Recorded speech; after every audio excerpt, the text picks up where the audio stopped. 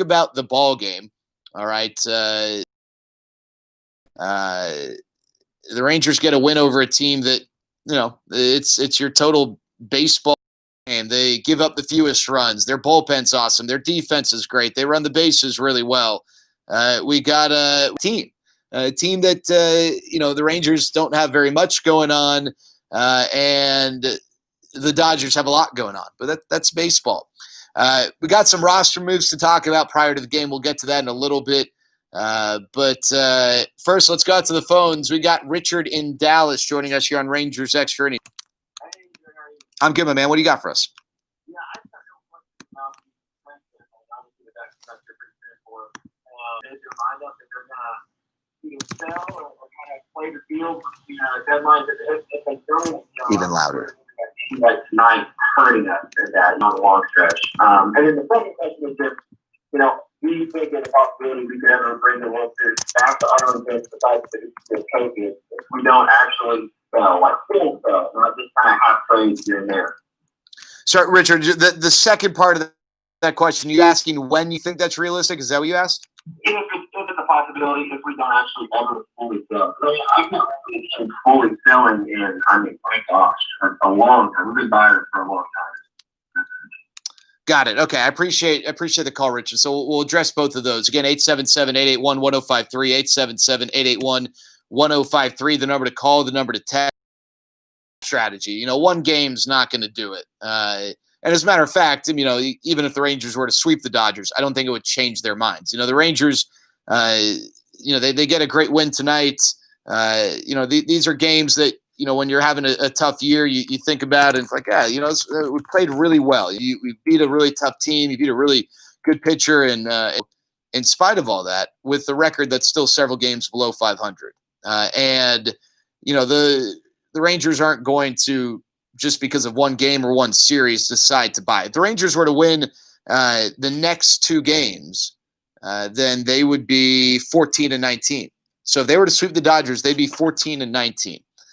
And that's a far cry from where you'd like to be if you're going to consider buying at the deadline. Now, with that said, the extent to which they're going to sell, I don't know. And understand there are two different things here. There is the degree to which a team is willing to sell, and B, the degree to which they actually sell based on the deals presented to them. And what I mean by that delineation is that, just because a team maybe doesn't trade away as many of the assets as you'd like doesn't mean that they weren't willing to. A guy like Mike Minor, who pitched well tonight, and we'll discuss his outing here in a second, he's a free agent to be. And so if you're committed to trading Mike, then you're going to trade him for the best deal that's put in front of you. That's essentially what the Rangers had to do with Yu Darvish. And in those situations, you've got no leverage because the teams know that they don't have to reach a certain baseline for you to, be willing to make the trade. They know that if that player is on your team one day longer than the trade deadline, it's of no real benefit to you. Now, with Mike Minor, he has had such a tough time this year. You want to ask about one game. Maybe this one start for Mike Minor could change someone's mind. A team that really needs starting pitching. Maybe you can now get something for Mike Minor because he didn't just do it against anyone. He did it against a really tough lineup. Maybe there's a National League team that recognizes that the Dodgers have struggled against lefties, and maybe they could get some other lefty for a more expensive price, but they're deciding, okay, we're not totally in on this. We don't want to give up this level of prospect. Maybe we'll go after and get Mike Minor and try and for a lower level prospect. But beyond that, the delineation here is a guy like Lance Lynn. The Rangers don't have to trade Lance Lynn the same way that they basically had to trade Yu Darvish in 2017. They don't have to trade Lance Lynn. They can trade him in the offseason. They can trade him next year. That they've got. It's like you're familiar with the draft and how the baseball draft works. It's like a high school kid. He don't have to sign. He can go to Vanderbilt. He can go to USC, UCLA, Stanford. He can go to LSU. He doesn't have to sign. If you don't like the bonus, he doesn't have to sign. Whereas a senior, he really has no leverage because if he doesn't sign for whatever, if they're going to offer him a plane ticket, the cost of the plane ticket to go to the team's, short season affiliate, you really don't have much leverage. But with Lance Lynn, with Joey Gallo, you do. So you might be sitting there. I know everyone's got their own thoughts on this. Yeah, you should definitely trade Lynn or don't trade him, whatever. If you're in the camp, they've got to trade those guys. There's an incredibly fair argument to be made that, that's what they should do. And we can certainly get into that. But if that's your stance, that's fine. But understand there's a difference between the Rangers' willingness to trade them and the actual deals that they get that might discourage them from moving them. You're not going to just give a guy away. You're not going to give someone like Joey Gallo away. You're not going to give Lance Lynn away. So are they going to sell? Absolutely. But how much are they going to sell? I don't know. Now, the second part of Richard's question was about whether or not without blowing things up. If I understood his question correctly, it was about whether or not without blowing things up, the Rangers could be in a position to compete for a World Series. It's an interesting discussion. Yes. Short answer is yeah. I don't know when. They're not 2 years away. Doesn't seem like they're 3 years away, although free agency could change things. And I wouldn't expect the Rangers to be super active this offseason because of what's transpired with COVID. I think you're going to see a lot of teams cutting costs or not being as aggressive as normal. Now, maybe that works to the Rangers' advantage in terms of adding people.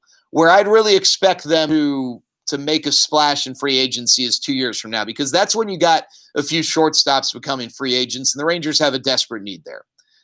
Guys like Trevor Story, Francisco Lindor, you got Carlos Correa, all in the next couple of years. But I think the Rangers are still a few years away from being in that position. Now, if you were to go and blow the team up, let's say you were to go and blow the team up a few years ago after the 2018 season, maybe after the 2017 season, whichever one.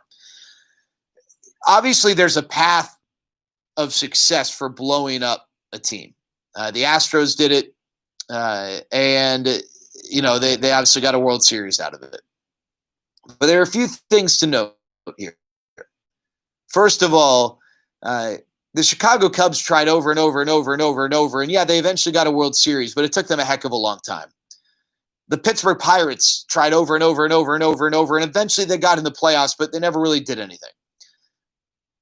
To put your organization through that is a tough challenge because let me tell you something. It's really easy for me to sit here and say, man, I'm totally willing to blow this thing up. It seems like it works out. And it could. But sitting through 3 straight 100-loss seasons is not fun for anyone. It demoralizes a fan base. It demoralizes the organization. It does not make it any more enticing for a free agent to get there. So you really got to wait on these guys to develop and to benefit. You've got to scout. You've got to be able to draft well.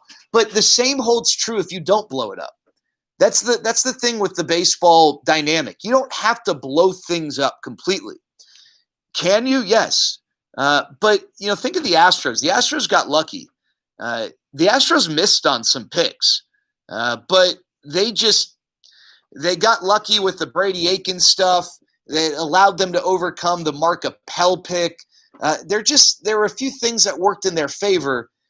Blowing things up is certainly an option, but I don't know if that is the best option for this team at this point. It's tough to blow things up when you're in the middle of a rebuild.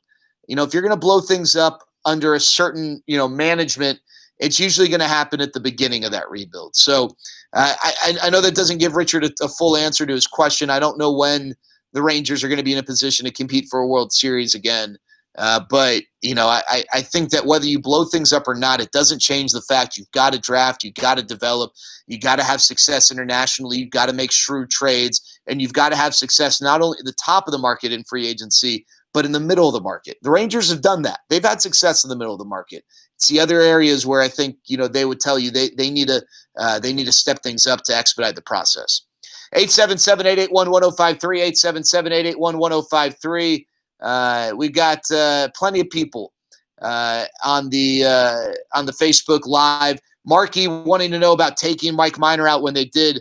Marky, I have zero issue with them taking out Mike Minor when they did. First of all, he was near his pitch count for, what would be his high count for the season. And you want this guy who has struggled this year to end on a high note. 6 scoreless innings against a team that really makes you work is nothing to be ashamed of. He allowed 7 base runners in those 6 innings. It seemed like he was getting in and out of trouble a number of times. It wasn't like 6 dominant innings. You've got an awesome 7, 8, 9 combo. Joely Rodriguez gave up 2 runs, but you can't look at these decisions in hindsight. It just doesn't work that way. He hadn't allowed a run since the first game he pitched this year against the Giants. He had been great. It was set up so well for you to take this thing home. Now, Joely gave up some runs, but I think more importantly for Mike Minor, who'd been struggling, the impact of him going out for the 7th and struggling and not having the ability to walk off the mound with a positive taste is worse than maybe being a little preemptive and pulling him. So I don't really have an issue with that move personally. All right, before the game, I want to get to a roster move. Before the game, Danny Santana was put back on the injured list. Remember, he was out with right forearm soreness, discomfort, strain. Came back. I thought he looked comfortable at the plate. I actually thought that, even if the hits weren't coming, he was walking, he was seeing pitches. Thought it was encouraging, but unfortunately today, after being placed in the lineup, he was put back on the IL. It's almost September 1st, so we're almost at the end of the season. We got a month left. I don't know if we see Danny Santana the rest of the year. I don't know if we see Danny Santana in the field the rest of the year. This is a guy who the Rangers have under their control beyond the season, so they're going to want to be cautious. That's a little bit of a blow. It stinks because Danny, like I said, was having some level of success, certainly compared to his 1-for-17 start to the season. Wouldn't be surprised, though, if we don't see Danny the rest of the year. Certainly, if we don't see Danny playing in the field. All right, 877-881-1053. Do you see that the Rangers trading Odor or Elvis? This is from FCO Martinez on Facebook Live. I think it's possible. I think it's more likely because of the contracts. They're just going to have to move on. One thing I could see is maybe, if you do trade Lance Lynn, maybe a part of the deal, you say, hey, you got to also take this guy with you. That's the setting in which I think a trade could happen. Otherwise, I don't think, I don't think that anyone is chomping at the bit to trade for Elvis. He had a really poor year last year. He's hurt right now. He hasn't been that, that player that teams would want to see. Obviously, Rugi's struggles are well noted. With Rugi, it might be having to just, designate for assignment at some point. Elvis, it might be attaching him to a larger deal if you were to go that route. All right, let's go to Matt in Arlington here on Rangers Extra Innings. Hey, Matt. Hey, Jared. Quick question. I know John Daniels brought this team, to the World Series back 10 years ago, but they've been kind of floundering the last 4 years, and with really no big names coming up in the system. And I know that's kind of his deal. And I know he's had bad ownership in terms of giving out money to big contracts. How much longer do you think John Daniels has of a leash going forward, being the general manager, before they both decide to part ways and try and go a different approach? That's a fair question, Matt. I wish I knew the answer. I'll say this. I don't think that whether it's Chris Woodward or John Daniels, and I don't think there's any reason, to really consider parting ways with Chris Woodward at this point. You look at what he's been working with this year, the roster, and especially the injuries, just the condition of this season. You're not making any decisions this year. And honestly, same with, with the front office, maybe you make changes within. I don't see the Rangers making a move to that degree after this season. But I'll tell you this, if progress is not shown after next year, I bet JD would even tell you that, perhaps that could be the end of the line. If they have a 2021 in which it just looks bad and, you're not seeing progress from young players, you're not seeing a future that you can really picture, it's possible at that time. I don't know. To know the answer to that, you'd have to know what ownership was thinking, and I don't know that. I think in DFW, we're so used to guys like Mark Cuban and Jerry Jones, who as owners are really outspoken. And even to some degree, Tom Ghilardi's not afraid to make the controversial comment, but that's just not the MO for this ownership group. Ray Davis is a more reserved person by nature. So it's tough to know what they're thinking. To the beginning of the question, JD's done a lot of great things for this organization. I think that's why, he's gotten a chance to have a second rebuild, essentially. How long they're going to give him for this, I don't know. It's also tougher to parse that because of this year. You wonder if this was a more normal year, how would things have played out? How could things have been different? Because a big part of it, you might be thinking, well, Jared, come on, it's not like the Rangers in a normal year would be a 90-win team. I think it's more about the development of the minor league guys. One of the things that would really help, a feather in the cap would be, hey, look at this system. The system was, 25th and then 20th, and now it's like a top 10 system. And I think there were a lot of people who, outside of this organization around baseball, are optimistic about some of the younger prospects who hadn't even, whether it was played A ball or double A ball or even A ball. Guys like Oslevis Basabe and Luis Angel Acuna and someone like Ricky Vanasco and Cole Winn and even Josh Young, and then obviously Leody Taveras, who would have started the season in Double A. I think this system would have been more highly regarded at the end of the year. But with no season, with no way to really measure that, that's tough. I think there are a lot of challenges, obviously, that everyone has to deal with, but not everyone's system had the same dynamic. I think that's been a challenge for sure. 877-881-1053, 877-881-1053. That's the number to call. That's also the number to text. We got a question from the 956. What team do you see Shin-Soo Choo being traded to? Well, that's a tough one because I don't know. I don't know where the appeal is. Choo last year and in years past, you could point and say, well, listen, he might not be able to do this, and I know he's older and he doesn't do this, but the guy's getting on base 37, 38% of the time. This year, he's not anywhere close to that. Now, I know he's been hurt, but this is a guy who is hitting below 230. He's getting on base around 31% of the time. His OPS is below 700.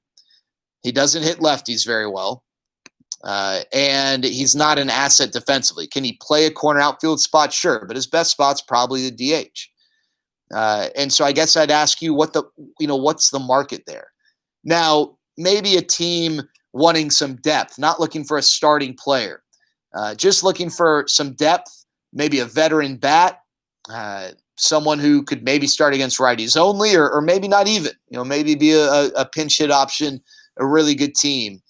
Comes calling and wants the veteran experience of Choo, the quality of bats. But I don't know that there's like this developing market for Shin-Soo Choo at this time. 877-881-1053, 877-881-1053. Great question from Jack. Could we see Josh Young play in the last month? Jack, I wish I knew. And I'm going to effort to find out a little bit more on that. But it's a good question because it depends on what your thought process is. If you just want Josh Young to get experience no matter what at any cost because you know that you're turning the page on 2020, sure, I guess. He's at the alternate site. He's one step away. He's right across the street. My thought, and I could be wrong on this, my thought is that you would not want Josh Young to spend a month or 3 weeks or 2 weeks at the big league level. If awesome numbers, but I think he could hit 200, 220, then yeah, I think it's worth it. I think it's worth giving him that experience, worth giving him that exposure. Because Josh played no competitive games this year, it's so tough to identify where he is in his development. It's near impossible. But I'll tell you, the guy we saw at summer camp, and keep in mind, exhibition games tell you very little. But the guy we saw at summer camp seemed to be a guy who could maybe hang over a 2-3 week stretch. I think that is I think that's the question they've got to ask. I do think, though, Josh Young goes into spring training next year with a chance to be the starting third baseman. Is he the favorite? I don't know, but I think you go in there with the open mind. Bo wants to know about building around Joey Gallo. We'll answer Bo's question, then want to quickly just a few notes from the game, and then we'll say goodbye for the night. I think it's tough to build around Joey Gallo if you're not confident you can sign him to an extension. And because he's a Scott Boras client, I think it's tough to be confident that you can sign him to an extension. So I think for those reasons, it's tough to at least fully commit to that. All right, quickly from the game. Hey, hats off to Chris Woodward. Always cool beating your former team. He was the third base coach for the Dodgers, couple of World Series runner-up years. So hats off to Woody. I'm sure that's cool for him. Mike Minor, as we mentioned, looked really good. The use of the changeup, I think, was really impressive. I'm not expecting the 92, 94 mile an hour velocity to come back this year. Hopefully it does in the future, but I do think the changeup can still be a lethal pitch for him, and it was tonight. How about Leody Taveras? Quality at bats, walking, quality contact, showing off the speed. You've got the play in center field. Jose Trevino taking command behind the plate with Mike Minor, coming up with that sac fly, quality at bats. Nice to see some of the young guys developing, doing their thing. The base running was fun to watch tonight, whether it was the stolen bases or choosing to tag up on that Jose Trevino. Pressure on the defense to make plays. I think that's been a part of what the Rangers have wanted to do all year. They just haven't had base runners to do it. And then the full field approach seems to be a really important part of this team because they're not a big power team. And using the entire field is significant. They did that tonight. Lance Lynn tomorrow, maybe a little bit of an audition for the Los Angeles Dodgers. Going up against Southlake Carroll grad, Texas A&M grad, Ross Stripling. That's the matchup. 6:05 start. That means pregame starts at 5:30. That's going to do it for us here on Rangers Extra Innings. Hey, to everyone on Facebook Live, thank you so much. To everyone on the YouTube stream, thank you so much. To everyone tuning in on 105.3 The Fan, 105.3thefan.com or the radio.com app, really appreciate it. We're going to be back tomorrow. Join the conversation then, 877-881-1053. For Zach Wolchuk, for Danny Hernandez, for Zach Rowe, for Eric and Matt and Alex Silva at the ballpark, I'm Jared Sandler. Thanking you for tuning in to another evening of Rangers baseball. We're joining Sean and RJ with some pre-midnight snacks right here on your home of the Rangers, 105.3 The Fan. Pretty. They weren't kind. Hey, y'all, have a great night. Thank you so much. Take care. Fun of the NBA for, I guess, tucking their tail. Have a good night. Back so quickly and so fast with games expected